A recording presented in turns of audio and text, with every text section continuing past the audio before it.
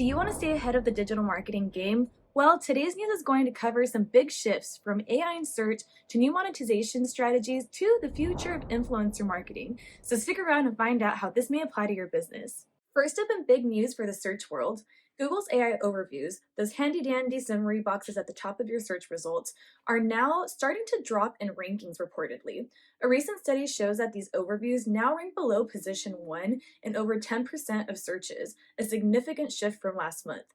This opens up an opportunity for SEOs to outrank and reclaim some lost clicks. So if you're ranking well for informational queries, you might now have a chance to take the top spot from the AI overviews. So keep optimizing for higher click-through rates and watch for shifts in user behavior to stay ahead. And also, let's not forget that Google likes to test a lot of different things. So while they might be down this month, they might be back up next month. In more AI news, Google just released a new language model called Gemini Robotics on device, which is designed to work offline and control robots. Safe to say, I think the future is here. Google's expanding the reach of AI tools beyond search, and this opens up possibilities for automations in your business. As AI continues to develop, don't just think about it as a content creation tool. Look at it as ways to improve other parts of your operations too, from customer service to possibly even logistics. Are you utilizing YouTube Shorts in your marketing mix? Well, if you haven't, maybe this will catch your eye. YouTube Shorts hit 200 billion daily views. So if you're not yet tapping into YouTube Shorts, you might want to reconsider. This week, YouTube CEO Neil Mohan announced that Shorts are getting 200 billion views, and also on top of that, more people are watching on TV screens, not just mobile devices anymore. With YouTube's massive audience growth, creating short form content optimized for large screens could be a game changer for your brand's reach. So think about how that might fit into your updated marketing plan. Next up in the news is a story on influencer marketing, which might also inspire you to update your marketing plan. Influencer marketing wasn't always accessible to all brands because sometimes those really high value influencers were really expensive to reach. However, the latest study from eMarketer now shows that nano influencers are the now go-to for brands. They have a 6.23% engagement rate, which is significantly higher than some bigger influencers, and plus, TikTok remains the platform where nano influencers shine. So partnering with nano influencers who have a niche, engaged audience can help your brand connect with the right people more authentically and effectively. Focus on quality engagement, not just the size of the influencer's following. Speaking of influencers on TikTok, the TikTok ban saga continues with the government issuing a 90-day extension. While the ban support has waned, it's still not fully off of the table. For now, you can continue running your TikTok campaigns, but it's wise to have a backup plan just in case things change in September. So keep your TikTok campaigns going, but stay flexible. Prepare for potential disruptions and consider diversifying your strategy to include other platforms, especially if TikTok influencers is a main part of your strategy. Next up in the news, OpenAI's CEO Sam Altman recently clarified that ChatGPT is no longer just a Google alternative. While it started as a tool to help you search for information, it's now evolving into a super-powered assistant, almost like a junior employee, he said. ChatGPT can complete tasks, remember past conversations, interpret code, conduct deep research, and even offer proactive suggestions. So why does this matter? ChatGPT isn't just about generating content anymore. It's becoming an all-in-one tool that can help you streamline a variety of tasks in your business, from customer service to research. So if you're just using ChatGPT for basic things right now, start experimenting with what it can do beyond content creation. Use it for customer FAQs, research, or even automating some of your marketing tasks. With concerns over teenagers and children on social media, platforms are beginning to explore age verification measures. Meta, which includes Facebook and Instagram, and Reddit are testing third-party tools to verify age, as countries like France, Greece, and Spain push for age restrictions on users under 15 or 16. So why does this matter? Age verification could impact how younger users interact with platforms and what content they can access. For businesses targeting these demographics, this could affect your audience targeting and ad strategies. With these changes, privacy and data concerns are also on the rise, and this could impact your brand's ability to gather data and personalize campaigns. So keep an eye on these developments. If you're targeting these younger audiences, start preparing for potential changes in how social media platforms handle user access and data privacy. Did you encounter a Facebook group ban last week? Well, you likely weren't alone. This week, Facebook group admins have been speaking about AI-powered mass bans.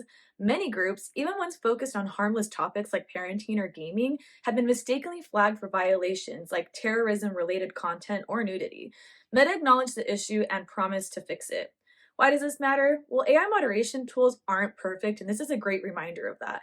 In this case, AI made errors which cause frustration and confusion among users, and if you're managing a Facebook group for your brand, this could affect your community engagement. So if you manage a Facebook group, make sure to monitor and moderate closely. Have a plan in place to handle issues with AI and consider adding manual review processes where necessary. Next in the news is a new Google feature that I think sounds pretty cool. Google is now testing a new feature called Preferred Sources for the top stories section in search results. Users can now star their favorite sources, meaning Google will show more content from those sources when relevant. This feature is currently available in the US and India for English searches. So this feature gives you a unique opportunity to increase your visibility in search results if your audience stars your content. So if you're able to build a loyal following, you could see a boost in traffic from Google search. It's all about personalizing search results. Don't forget that.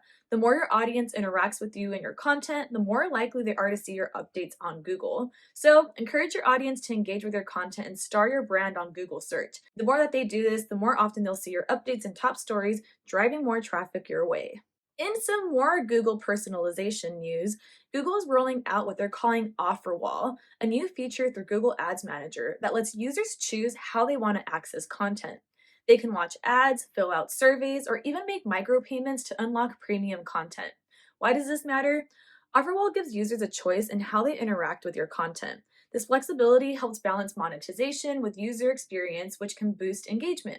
This is a game changer for small and medium-sized publishers. Offerwall offers new ways to monetize content without forcing users into a one-size-fits-all model. It's also a great way to gather valuable audience data. Users fill out surveys and provide insights into their interests and behaviors. So if you're a content creator or a publisher, consider integrating Offerwall into your strategy.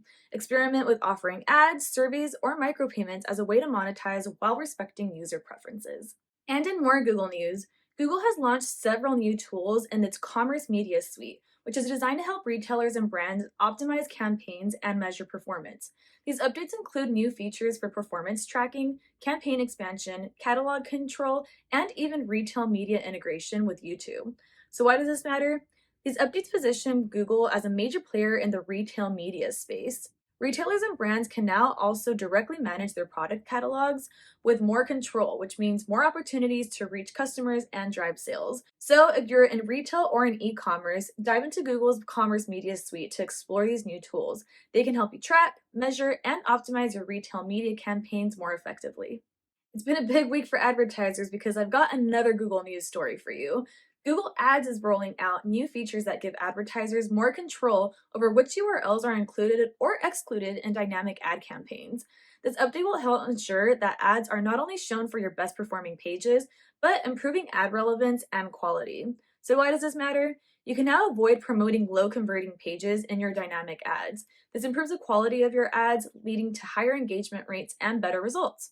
This update also helps optimize your ad spend by ensuring that your budget is being used on pages that are actually driving conversions. So review your dynamic ad campaigns and ensure that only the highest converting pages are being promoted. Use the new URL inclusion and exclusion features in Google Ads to promote your ad quality. And for our last story of the week, if you're having trouble reaching younger audiences in the Gen Z or millennial age group, then it might be because they're logging off. A recent study from the Harris poll shows that Gen Z and millennials are growing tired of their digital devices. Searches for terms like digital detox ideas and digital detox vision boards are up 72 and 73% respectively. So why does this matter? That means that nearly half of Gen Zers are limiting their screen time, and the majority report feeling digital fatigue. As digital marketers, this means many people may be stepping away from their screens, which could make it harder to reach them online. To combat this, brands should explore offline strategies and focus on delivering higher quality content that resonates with their audience, rather than just increasing frequency. Otherwise, you risk burning out your audiences and losing their attention. So, if you're targeting these younger generations, consider diversifying your strategies. Explore offline campaigns or offer content that's more meaningful and less overwhelming to avoid digital fatigue. Well, that's it for this week's updates. Before I let you go, let's recap some of the highlights. First off, AI overviews. They might be slipping in rankings this month, but I personally don't think they're going anywhere. Possibly just a test by Google, and I do think they're here to stay. So make sure that you're taking this opportunity to optimize your content and take those top spots in search while you can.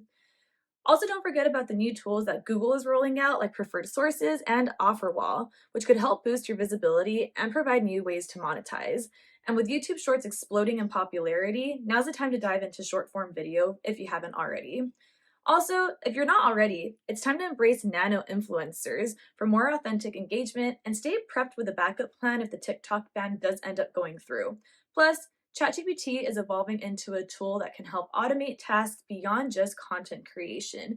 Think about how you can integrate that into your strategy. So, whether you're adjusting for new AI features or navigating platform changes, keep your strategies flexible and stay ahead of the curve. Thanks for watching. Don't forget to like, subscribe, and share your thoughts on which story caught your attention this week. See you next time.